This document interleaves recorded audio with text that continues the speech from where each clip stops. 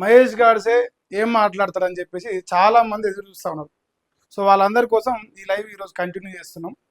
So మీకోసమే late అయినా సరే లైవ్ చేయడం జరిగింది. సో బ్యాక్గ్రౌండ్లో ఒక టైటిల్ కనిపిస్తుంది. సో రెగ్యులర్గా మనం కేసీఆర్ పైన లేదంటే రేవంత్ రెడ్డి గారి పైన వీళ్ళు ఎట్లా రాజకీయం చేస్తారు, ఏంది తెలంగాణలో ప్రజెంట్ పరిస్థితి ఏంది అని చెప్పేసి మాట్లాడుతూనే భారతీయ జనతా పార్టీ దాదాపుగా ఇక్కడ శూన్యం అయిపోతుంది, రోజంత అని చెప్పేసి నేను చెప్తా వస్తున్నాను. సో ఒక భారతీయ జనతా పార్టీ ప్రేమికుడిగా లేదంటే గతంలో పార్టీలో ఉన్నోడిగా అంతో ఎంతో ప్రేమను చూపిస్తూ వచ్చినాం. మరి 2 రోజుల క్రితం నేను ఒక మాట్లాడినా, నాకు తెలిసి 7వ తారీఖు అనుకుంటా. సో తెలంగాణలో బీజేపీకి ఒక రోగం పట్టిందని చెప్పేసి, సో ఆ రోగం ఏందని ఆ రోజు ఎక్స్ప్లెయిన్ చేసిన, మళ్ళీ ఈరోజు మాట్లాడే ప్రయత్నం చేస్తా. ఫస్ట్ ఒక పాయింట్ ఏంటంటే, బండి సంజయ్ కుమార్ గారు కేంద్ర హోంశాఖ సహాయ మంత్రి, ఆయన కుమారుడు బండి సాయి భగీరథ్. సో ఆయన పైన పోక్సో కేసు నమోదైంది పేట్ బషీర్బాగ్ పోలీస్ స్టేషన్లో. ఇది మొన్న నైట్ జరిగింది. నిన్న నుంచి సోషల్ మీడియాలో వస్తూ ఉంది. సో ఈ కేసు నమోదైన విషయం ఇది ఒక్క నిమిషం పక్కన పెట్టి మాట్లాడతా ఖచ్చితంగా. ఫస్ట్ ఒక విషయం మాట్లాడదాం, తర్వాత ఈ కేసు గురించి, దీంట్లో ఇప్పటివరకు వస్తున్న విషయాల గురించి మాట్లాడే ప్రయత్నం చేస్తాం. ఫస్ట్ తెలంగాణ రాష్ట్రంలో బండి సంజయ్ గారి కుమారుడు గురించి ఈరోజు రాజకీయం జరుగుతుంది. రాష్ట్ర వ్యాప్తంగా ప్రతి ఒక్క పేపర్లో ఇదే వార్త. ఇది ఒక 5 నిమిషాలు గ్యాప్ ఇచ్చి ఫస్ట్ బండి సంజయ్ గురించి మాట్లాడదాం, దానికి తోడు తెలంగాణ బీజేపీ గురించి మాట్లాడదాం. ఇదే మహేష్ గాడ్సే ఒక 2 రోజుల కింద చెప్పిండు, తెలంగాణ బీజేపీలో ఒక రోగం పట్టింది. ఆ రోగం ఏంటంటే, నేను మాట్లాడుతూ, సో ఇప్పుడు ఈయన బండి సంజయ్, ఇటు పోతే ఈటల రాజేందర్, ఇటు పోతే రఘునందన్ రావు, ఇటు పోతే ధర్మపురి అరవింద్, ఇంకో పక్క కిషన్ రెడ్డి, ఇంకో పక్క డీకే అరుణ, ఇంకో పక్క నాగేష్ గారు. సో ఇట్లా 8 మంది కేంద్ర మంత్రులు ఉన్నారు, 8 మంది ఎంపీలు ఉన్నారు. ఈ 8 మంది ఎంపీలు ప్లస్ 8 మంది ఎమ్మెల్యేలు ఉన్నారు. ఒకరికొకరికి పొతం కుదురుతలేదు. ఇది 2.5 సంవత్సరాలుగా జరుగుతూ ఉంది. అందరికీ తెలిసిన చోటు ఇందులో కొత్త విషయం ఏం చెప్తలే నేను. సో మొన్న మాట్లాడుతూ ఏం చెప్పిన, నాయన బండి సంజయ్ గారి అన్న తెలంగాణ రాష్ట్ర అధ్యక్షుడిగా ఉంటే కాంగ్రెస్ పార్టీ రేవంత్ రెడ్డి ముఖ్యమంత్రి కాకపోతున్నాయి, అయితే కేసీఆర్ బండి సంజయ్ కలిసో ఇంకోటో హంగు ప్రభుత్వం వస్తుండే, ఇది చేతులారా భారతీయ జనతా పార్టీ బండి సంజయ్ గారిని పక్కన పెట్టడం జరిగిందా. సో ఈ రోగం పట్టించింది తెలంగాణలో బీజేపీ నాయకులు. ఇది 2 మోకాలు వేసినా, కానీ ఇంకా చాలా మోకాలు ఉన్నాయి. ఓ 2 అయితే మేజర్ మోకాలు వేసిన. వాస్తవంగా ఇది ఎవరు చెప్తురు, నేను చెప్తలే, ఒక కార్యకర్త తన ఆవేదనను రాసి మరీ పంపించింది మనకు. దానికి తోడు ఇలా దిశ పత్రికలు కూడా అదే వార్త వస్తుంది. ఒక కార్యకర్త, సామాన్య కార్యకర్త, బీజేపీ తెలంగాణ కార్యకర్త యొక్క ఆవేదన గురించి రాసింది. సో ప్రతి ఒక్క బీజేపీ కార్యకర్త ఆవేదన ఏంటంటే, బండి సంజయ్ గారి పైన కుట్రలు చేస్తున్నాం, నేనేదో ఎదగాలనే ప్రయత్నం చేస్తున్నాని ఒక భ్రమలో బతుకుతారు తప్ప, తెలంగాణలో అధికారంలోకి రావడానికి ఉన్న అవకాశాన్ని అంటారుగా, మన ముందలట పల్లెం పెట్టినట, మంచిగా పంచపక్ష పరమాణాలు పెడతాట, అల్లట ఉత్సవం వచ్చినమాట. సో అదే స్థాయిలో ఈ తెలంగాణ రాష్ట్రంలో బీజేపీలో ఉన్న ఈ ఒక్కడు తప్ప 15 మంది అవుతురా. ఇలా ఎవరెవరికి పడుతుందో ఎవరెవరికి పడతలేదో, వాళ్ళ పంచాయతీ ఏందో, వాళ్ళ లొల్లి ఏందో తెలియదు, కానీ ఫైనల్గా బండి సంజయ్ కూడా మనకు వద్దు. మనకు లేకపోతే ఇక మనం ఆడిందే ఆట పాడిందే పాట, అధికారంకి వస్తామా సస్తామా మనకు అక్కర్లేదు. కానీ బీజేపీ పగ్గాలు మన చేతులు ఉంటాయి. తెలంగాణలో కేంద్రానికి అతి దగ్గరగా ఇవాళ సక్సెస్ఫుల్గా తెలంగాణ నుంచి ఎస్టాబ్లిష్ అయిన లీడర్ బండి సంజయ్ గారు. సో దీన్ని గతంలో మనంతా తెలిసిందే, ఎన్ని రకాలుగా కుదిరితే అన్ని రకాలుగా ఆయన అధ్యక్ష పదవి నుంచి తొలగిస్తానికి ఇప్పుడు కాంగ్రెస్లో ఉన్న రాజగోపాల్ రెడ్డి, వివేక్ వెంకటస్వామి, దానికి తోడు ఇవాళ బీజేపీలో ఉన్న కొందరు నాయకులు ఆనాడు అధ్యక్ష పదవి తప్పిస్తానికి ప్రయత్నాలు చేసిన, అందరికీ చర్చలు ఉన్నది. అది ఈరోజు చెప్తే నేను డిఫెండ్ చేసినట్టు, అందుకే నేను నా గురించి మాట్లాడతలేదు. కానీ ప్రస్తుతం ఉన్న బీజేపీలో ఉన్న నాయకుల సంగతి ఏంటంటే, ఇలా నరేంద్ర మోదీ గారి సభ ఉన్నది, సాయంత్రం 4 గంటలకు స్టార్ట్ అవుతుంది అనుకుంటా. సో ఈ సభకు దాదాపుగా మేజర్ ప్రియారిటీ బండి సంజయ్ గారికే ఉంటుంది, మనందరికీ తెలిసిన ప్రకారమే. ఎందుకంటే బీజేపీ కార్పొరేటర్లు గెలిచారు, ఇది కరీంనగర్లో. నేను మొన్న మాట్లాడుతూ చెప్పిన, కరీంనగర్లో గెలిచిన కార్పొరేటర్లందరినీ ఇలా నరేంద్ర మోదీ గారికి కల్పించబోతారు బండి సంజయ్ గారు. ఇది మొన్న జరిగిన షెడ్యూల్ 7వ తారీఖు రోజు మనం మాట్లాడిన విషయం. సో ఇప్పుడు దీన్ని అడ్డుకోవడానికి ఉన్న మార్గం ఏందా ఏందా ఏందా అని చెప్పేసి మన సొంత పార్టీలో ఉన్నోలే ఈ 10 ఏళ్ళ మరి ఎంతమంది మనకు తెలియదు. సో వీళ్ళు ఏదేమైనా కానీ బండి సంజయ్ మీద మనం ఇలా రాజకీయంగా దెబ్బ కొట్టాలి, దానికోసం అస్త్ర శస్త్ర విన్యాసాలన్నీ నేర్వాలని చెప్పేసి ఫిక్స్ అయ్యారు. సో ఇప్పుడు సాయి భగీరథ బండి సాయి భగీరథను బయట పట్టుకొచ్చారు. సరే, ఈ పాయింట్లో ఈ విషయం అయిపోయిన తర్వాత మనం ఇంకా 15 నిమిషాలు కదా 20 నిమిషాలు దాని గురించి మాట్లాడతాం. ఫస్ట్ కుట్ర కోణం గురించి మాట్లాడితే బండి సంజయ్ పైన కుట్ర చేసి బండి సంజయ్ ఒక్కడ ఆగంగాడు, ఎంటైర్ తెలంగాణ బీజేపీ కార్యకర్తలు ఆగమవుతారు. ఇలా ఒక వ్యక్తిని టార్గెట్ చేస్తే ఒక రాష్ట్రంలో ఉన్న కార్యకర్తల ఆత్మ దెబ్బతింటాను, వాళ్ళ ఆవేదన ప్రజలకు చెప్పాలని చెప్పేసి నేను డిసైడ్ అయినా. సో 100% ఇక్కడ ఈ పోక్సో కేసు అయింది సాయి భగీరథ్ పైన, బండి సంజయ్ కుమార్ గారి పైన కాదు కేసు అయింది. ఇది నోట్ దిస్ పాయింట్. కేసు అయింది కొడుకు పైన, తండ్రి పైన కాదు.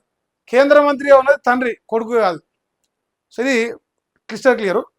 ఇప్పుడు ఈ 2 మొగాల గురించి ఒకసారి నేను మాట్లాడతా.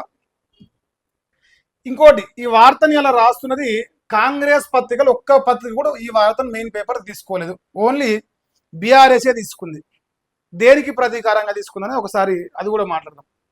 ఇక్కడ టైటిల్ చూసుకోరి, ప్రజా వాయిస్లో రాసిరు, బండి సంజయ్ను దెబ్బతీయడమే లక్ష్యం, సొంత పార్టీ నేతలే శృతదారుల ఎదుర్కోలేకే కుమారుడిపై పొలిటికల్ పోక్సో అస్త్రం. ఇది ఒకసారి పొలిటికల్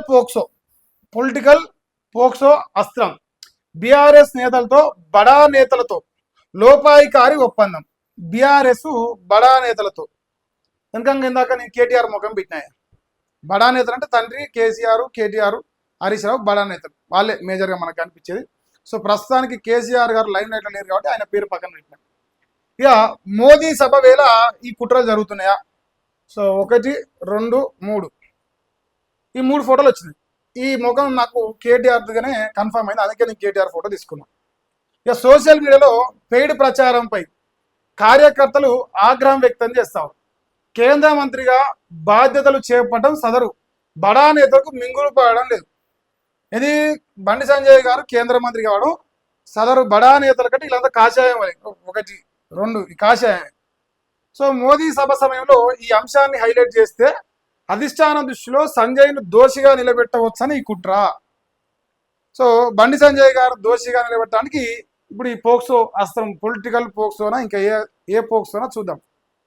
ఫైనల్గా ఇలా గెలిచిన 32 మంది కావచ్చు, ఈ 32 మంది ప్లస్ జాయిన్ అయిన వాళ్ళు నిన్నమ్మన్న వాళ్ళందరినీ బండి సంజయ్ గారు ఇలా నరేంద్ర మోదీ గారితో ఈ సభ తర్వాతనో సభకు ముందో, ఎందుకంటే ఎంటైర్ తెలంగాణ రాష్ట్రంలో 7 కార్పొరేషన్లు, మిగతా 116 మున్సిపాలిటీలు అనుకుంటా, నాకు ఎగ్జాక్ట్ ఫిగర్ ఐడియా లేదు. సో ఈ అన్నిట్లలో గెలిచిన ఒకే ఒక municipal corporation Karimnagar municipal corporation. అక్కడ ఒక్కడిగా బండి సంజయ్ గెలిపించుకొచ్చింది. మనమే పోయి పనిచేసిన వాడు కరీంనగర్లో, నేనే కూడా అక్కడే ఉండి పనిచేసిన, ఎంత తెలిసిన విషయం. సో ఇప్పుడు ఈ 32 మందిని ఇలా కల్పించాలి అనే ప్రయత్నం చేస్తే ఇప్పుడు మిగతా వాళ్ళకి ఎవరు కూడా కల్పించడానికి ఏం అవకాశం లేదు. ప్లస్ బండి సంజయ్ గారికి ఇచ్చిన ప్రాధాన్యత తెలంగాణలో వీళ్ళకి ఇస్తారు. కేంద్రంలో మంత్రులుగా కూర్చున్న వాళ్ళు గాలే కదా, ఇద్దరే కదా. ఇప్పుడు కిషన్ రెడ్డి గారు సైలెంట్ లీడర్, ఎట్లా అంటే ఆయన బీసీలు తనకు వస్తే రెడ్డి గారు మంచిగా బాజాబ్తో మంచిగా లైన్ క్లియర్ అవుతాయి ఆయనకు. సో ఆయన ప్రయత్నాలు ఆయన ఉండు, ఎవరైతే వాళ్ళు పక్కన పెట్టి. సో మచ్చలేని జీవితం నాదని బండి సంజయ్ గారు నేను ఒక లేఖ రాశారు. ఆ లేఖను కూడా ఒకసారి ట్విట్టర్ ద్వారా పెట్టారు, అది కూడా మీకు చూపిస్తా. సో నా పైన కుట్రలు జరుగుతున్నాయని ఆయన కూడా ఇప్పుడు ఏదైతే నీ పాయింట్ చెప్తా ఉన్నావు, సో అదే విషయాన్ని ఆయన రాసుకొచ్చే ప్రయత్నం చేసి ఒకసారి చూడండి. సో ఇది బండి సంజయ్ గారి అకౌంట్.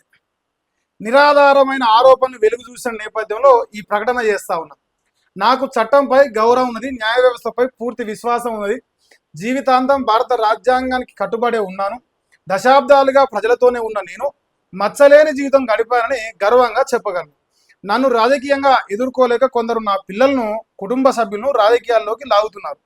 ఇది వారిలో గూడు కట్టుకున్న నిరాశ నిస్పృహలకు అద్దం పడుతుంది. అట్టడుగు స్థాయి నుంచే నా ప్రజా జీవితాన్ని మొదలుపెట్టాను. కష్టపడి పనిచేసి ప్రజల ఆశీర్వాదంతో నాడు కార్పొరేటర్గా, నేడు ఎంపీగా ఎన్నికై కేంద్ర మంత్రిగా బాధ్యత నిర్వహిస్తున్నాను. ఒక సామాన్య కుటుంబం నుంచి వచ్చిన వెనుకబడిన వర్గాలకు చెందిన బీసీ వ్యక్తి నాయకుడిగా కేంద్ర మంత్రి స్థాయికి ఎదగడాన్ని కొన్ని శక్తులు జీర్ణించుకోలేక కుట్రను తెరదీశాయి. సో ఇదే పాయింట్ నేను మాట్లాడిన విషయం. సో జీర్ణించుకోలేని ఆ వ్యక్తులు అనేది కూడా మనం మాట్లాడదాం. ఇంకా రేపు గౌరవ ప్రధానమంత్రి శ్రీ నరేంద్ర మోదీ గారి బహిరంగ సభ ఉన్న నేపథ్యంలో నన్ను వ్యక్తిగతంగా అప్రతిష్ట పాలు చేయాలన్నదే ఈ కుట్రల వెనుకున్న అసలు లక్ష్యం.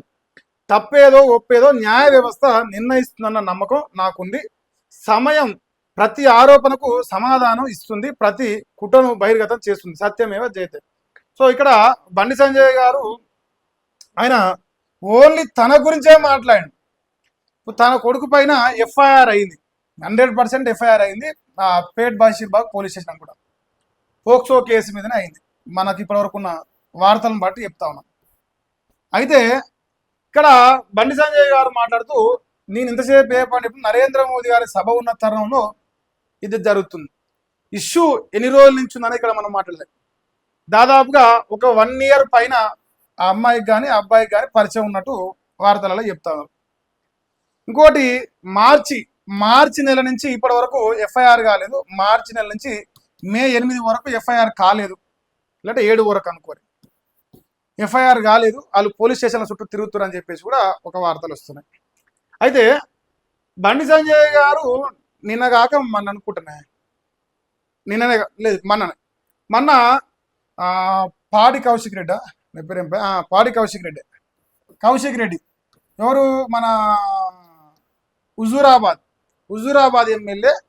ఆయన పైన బీజేపీ కార్యకర్తలు Karimnagar BRS party camp office అనుకుంటాం. సో అక్కడ పోయి ఈయన చేసిన అనుచిత వ్యాఖ్యలకు గాను దాడి చేశారు. నేను కూడా చూసినా, మీరు కూడా చూసారు. ఇది ఇప్పుడు పాయింట్ ఏంటంటే, ఈ 3 నెలలుగా కానీ ఎఫ్ఐఆర్ ఇప్పుడే అవుతుంది ఈ సభ జరుగుతున్నప్పుడు. ఈ సభకు ఎంత ప్రాధాన్యత ఉందంటే ఈ రాష్ట్రంలో, నేను జస్ట్ ఇప్పుడు ట్రావెల్ చేస్తూ ఒక 100 కిలోమీటర్ ట్రావెల్ చేస్తూ వచ్చిన. 100 కిలోమీటర్ల పొడుగున దాదాపుగా ప్రతి సిటీలో అయితే ప్రతి 200 మీటర్లకు ఒక ఫ్లెక్సీ ఉన్నది. గ్రామాలలో అయితే 500 మీటర్లకు లేదంటే 1 కిలోమీటర్కి ఒక ఫ్లెక్సీ ఉంది. అంటే నరేంద్ర మోదీ గారు పెట్టబోయే సభ ఎంటైర్ తెలంగాణ బీచ్లో చాలా చాలా చాలా చాలా చాలా ప్రైమరీగా తీసుకున్నారు. 100% ఈ సభ సక్సెస్ కావాలని బీజేపీ ప్లాన్ చేస్తున్నారు. ఎందుకంటే నరేంద్ర మోదీ గారు 3వసారి ప్రధానమంత్రి అయినాక వస్తున్న మొదటి సభ. దానికి తోడు పశ్చిమ బెంగాల్, తర్వాత అస్సాము, పుదుచ్చేరి ఇట్లాంటి రాష్ట్రాల్లో నిన్నగాక మన ఎన్నికలై డంకా బజాయించి పశ్చిమ బెంగాల్ లాంటి రాష్ట్రంలో గెలుచుకొచ్చినారు. సో ఇవన్నీ సందర్భాలు జరిగినాయి. సో అందుకే ఈ సభకు, ఈ 10 తారీఖు జరిగే సభకు, ఈరోజు జరిగే సభకు పెద్ద ఎత్తున ప్రజల లోపల చర్చ జరుగుతుంది. సో ఈ చర్చలో తెలంగాణ అంశం అనేది వస్తే అక్కడ ఫస్ట్ టార్గెట్ బండి సంజయ్ గారే ఉంటారు, అంటే నరేంద్ర మోదీ గారు ఇచ్చే ప్రియారిటీలో. సో అందువల్ల ఇదంతా ఇప్పటికే అంటే ఈ రోజుకే ఎగ్జాక్ట్ 10th మార్నింగ్ ఆడ సభ జరగాలి, 10th ఈవినింగ్ ఆడ సభ జరగాలి. 10th మార్నింగ్ మెయిన్ పేపర్లో బండి సంజయ్ కొడుకు పైన పోక్సో కేసు అనే విషయం మెయిన్ పేపర్ రావాలి. ఇది పక్కా ప్లాన్ ప్రకారం బీజేపీలో ఉన్న నాయకులే చేసి, ఇది నేను చెప్తారేమో, నా సొంత కవితం కాదు, బీజేపీ కార్యకర్తలు చెప్పారు. నిన్న మన 7వ తారీఖు చదివిన మళ్ళీ అలా అదే వార్త వస్తున్నారు. మనం నాకు తెలిసి 7వ తారీఖు చదివి కూడా ఇందులో ఉంటాయి అన్నమాట, ఇందులో ఉండొచ్చు. సో ఇది బండి సంజయ్ గారు తన సొంతంగా తను రాస్తా ఉన్న లెటర్. ఇంకో ఒక్క నిమిషం, ఇదేనా ఇది ఎఫ్ఐఆర్ గురించి, ఇది కాదా, ఇది మా రాజగోపాల్ గురించి కానీ ఆ తర్వాత మాట్లాడదాం.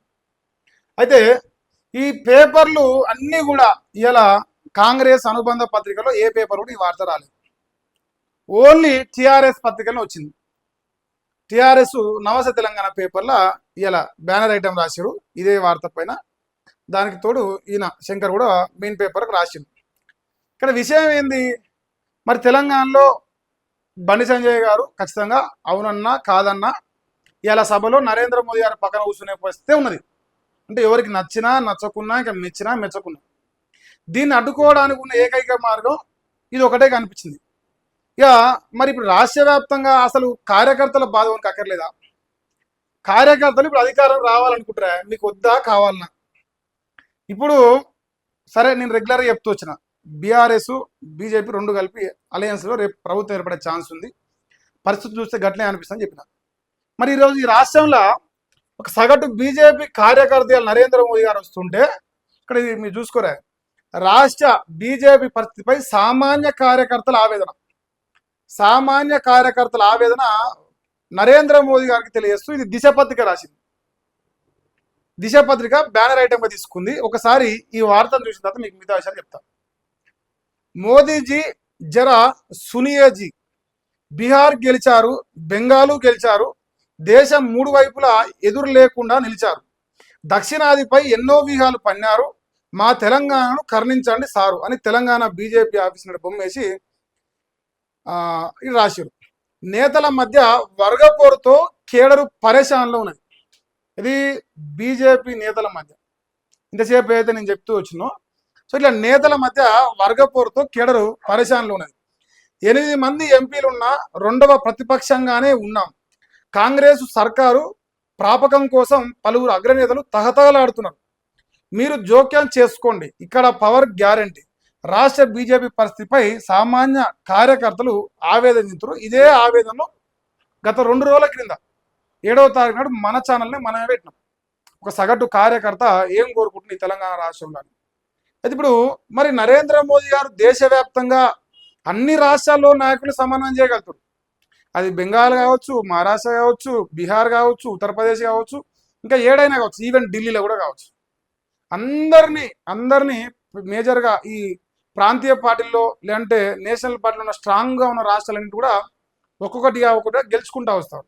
ఇక మిగిలింది ప్రస్తుతానికి కేంద్రంలో ఉన్న ప్రభుత్వానికి లేదంటే పార్టీకి ఏ టార్గెట్ లేదు, ఓన్లీ తెలంగాణ మిగిలింది. కాదు సో అది కేసీఆర్తో కలిసి అధికారం రావడమా లేదంటే ఇండిపెండెంట్గా రావడమా, పోనీ ప్రయత్నం చేయడమా, ఏదో ఒకటైతే మిగిలింది తెలంగాణ. మరి తెలంగాణలో అన్నప్పుడు మనకు తెలుసు రామచంద్రరావు గారిని అట్లా ఏదో టైం పాస్ పెట్టిరు. ఈ వర్గపోరు ఈటెల రాజేందర్ గారు కావచ్చు, అరవింద్ గారు కావచ్చు, రఘునందన్ రావు గారు కావచ్చు, బండి సంజయ్ గారు కావచ్చు, కిషన్ రెడ్డి గారు కావచ్చు, వీళ్ళకే ఉన్న వర్గపోరును దీన్ని కంట్రోల్ చేయలేని పరిస్థితి వచ్చింది. కాబట్టి దాదాపుగా అధ్యక్షుడిని పెట్టడానికి 2 సంవత్సరాలు తీసుకున్నట్టు వచ్చింది. అన్ని రోజులు పోస్ట్పోన్ చేస్తూ వచ్చారు. ఎందుకు? వీళ్ళ మధ్య ఉన్న వర్గపోరు. ఇంకేపుడురా అని ఎదురు చూసి పిచ్చోళ్ళ అయిపోయారు కార్యకర్తలు. సో ఒక అధ్యక్షుని పెట్టడానికి కూడా సెంట్రల్లో ఉన్న బీజేపీ అంత ఆలోచించాల్సి వచ్చింది తెలంగాణ వరకు స్థాలకి. ఎందుకంటే బండి సంజయ్ పెడితే వీళ్ళందరూ ఎమ్మటే తిరగబడతారు. ఆల్రెడీ ఆ పని చేస్తున్నానే. పోనీ పార్టీ మరి బాగుపడాలంటే ఇంకోటి నాకు అనిపిస్తుందంటే ఈ స్థాయి నాయకుడు ప్రజల్లోకి, గ్రౌండ్లకి, అంటే పట్టణాలకే పరిమితమైన భారతీయ జనతా పార్టీని గ్రామాలకు తీసుకెళ్ళగలిగిండు. మరి బండి సంజయ్తో పాటు తీసుకెళ్లే మునగాడు ఉంటారని చెక్ చేసుకున్నారు. ఇదంతా కాదు, వీళ్ళు లొల్లి దిగుతాట్లే అని చెప్పేసి రామచంద్రరావు గారు కూర్చోబెట్టారు. తీసుకొచ్చి ఇప్పుడు సంవత్సరం అవుతున్నాడు, దాదాపుగా సంవత్సరం దాటిందేమో. ఇంకా కూడా ఈ పంచాయతీలు ఉడుస్తలేవు. ఇంకా కూడా వీళ్ళ వర్గపోరు తగ్గలేదు. ఈయన మీద ఆయన ఆరోపణలు చేసుకోవడం, ఆయన మీద ఈయన ఆరోపణలు చేసుకోవడం, ఈయన ఎన్నికలు వస్తే ఆయన నిలబడడం, ఆయన ఎన్నికలు వస్తే ఈయన నిలబడడం.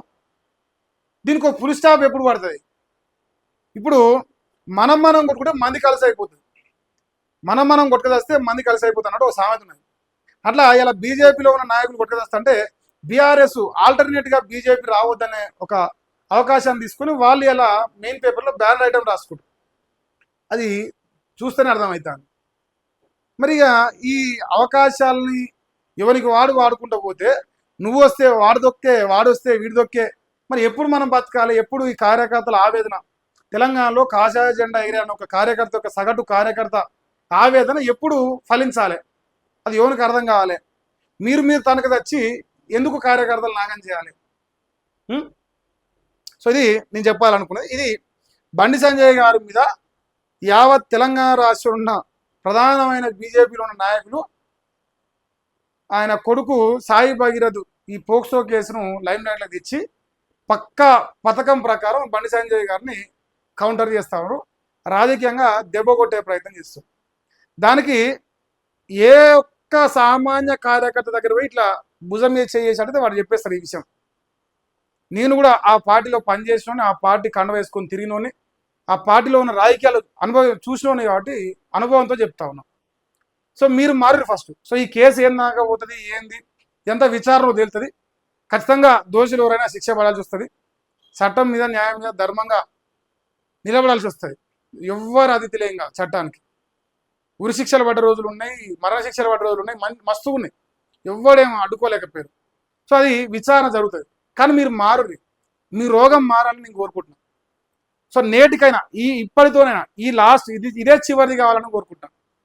బండి సంజయ్ గారి మీద చేసే కుట్ర కావచ్చు, లేదంటే వేరే నాయకుల మీద చేసే కుట్రలు కావచ్చు, ఇదే చివరిది కావాలి. ఇకనైనా మీ ఆత్మ శాంతించాలి. ఇకనైనా మీ కుట్రలు బంద్ చేసి పార్టీ కోసం పనిచేయండి. ప్రజలకు ఇక పంట కొనక రైతులు ఇబ్బంది పడతారు, నిరుద్యోగులు ఉద్యోగాలు రాక ఇబ్బందులు పడతారు, ఉద్యోగులు వాళ్ళ పెన్షన్ పైలు రాక ఇబ్బంది పడుతారు, పొరగాళ్ళు రియంబర్స్మెంట్ రాక ఇబ్బంది పడుతారు, ప్రజలు ఇస్తామన్న గ్యారంటీలు ఇవ్వకపోవడం వల్ల ఇబ్బంది పడుతారు. ఇన్ని రకాల సమస్యలు ఉన్నాయి. ఏ దాని మీద బయటకు వచ్చి గట్టిగా 10 రోజులు మాట్లాడింది లేదు. ఇలా బీఆర్ఎస్ ప్రజల్లోకి పోతున్నది. బీఆర్ఎస్ ప్రజల లోపల సమస్యలు తెర మీద తీసుకొస్తున్నాయి. మీకు ఇంకా సిగ్గు లేకుండా, ఇంకా సోయి రాకుండా మీరు తనకు తెచ్చి అవతలోనికి అవకాశాన్ని ఇచ్చి మనం ఇలా బదనామా అవుతాం. సో ఇంట్లో పంచాయతీ రచ్చ చేసుకొని ఇంకా ఒకరినొకడు ఆగం చేసుకుంటా పోతే ఇంకెప్పటికీ అధికారం. సో నేతి బీరకాయలు నెయ్యి ఉండదు, బీజేపీ అధికారంలో అనే సామెత కూడా మరి భవిష్యత్తులో మీ పుణ్యాన్ని వస్తాయేమని నాకు డౌట్ వస్తా ఉంది. ఇది బండి సంజయ్ గారు ఆయన ఈరోజు జరిగే సభలో ఉంటారా ఉండరా ఫస్ట్ ప్రశ్న. అంటే కొందరు నేత్రానందం కావాలి కాబట్టి. సెకండ్ ప్రశ్న, నరేంద్ర మోదీ గారు బీజేపీ కార్యకర్తలు కార్పొరేటర్లు గెలిచిన వాళ్ళని కలుస్తారా కలరా, కరీంనగర్ గెలిచిన వాళ్ళని. ఇదంతా మరి ఈరోజు చూడాల్సిన సందర్భం ఉన్నది. చూసే ప్రయత్నం చేద్దాం. కుట్రలు బండి సంజయ్ గారు అయితే నా మీద కుట్ర జరుగుతుంది ఆయన చెప్పడంతో పాటు పేపర్లు కూడా ఇది చివరిది కావాలని కోరుకుంటారు కార్యకర్తలు కూడా. నేను పొద్దుగాల లేవగానే నిన్నటి నుంచి మాట్లాడతావు నా కాల్స్, అరే ఏంద్రాబాయ్ ఏంది కథ ఇది అంటే ఇట్లా ముఖాలు పెట్టు. సరే ఓపెన్గా బయటకు రావాలని ఏమన్నా ఫైట్ చేస్తే స్ట్రైట్ ఫైట్ చేయాలి, స్ట్రీట్ ఫైట్ చేయొద్దు. సో ఒక రాజకీయ నాయకుడిని ఎదుర్కోవాలనుకుంటే ఇంకో పార్టీలో పోయి ఎదుర్కోరు, బీఆర్ఎస్కో లేదంటే కాంగ్రెస్కో ఇంకో దానికో ఎదుర్కోరు, లేదంటే ఆయననే ఇంకో దానికి పంపింది. కానీ అంతా కలిసి కలగూర కంపలేక ఒకటే పార్టీలో పండుకొని కొడకదాస్తే అవతలోనికి అవకాశం ఇచ్చినట్టు అవుతుంది కదా. సో అది దయచేసి గమనించాలని ప్రతి ఒక్క బీజేపీ నాయకుడికి నేను రిక్వెస్ట్ చేస్తున్నాను.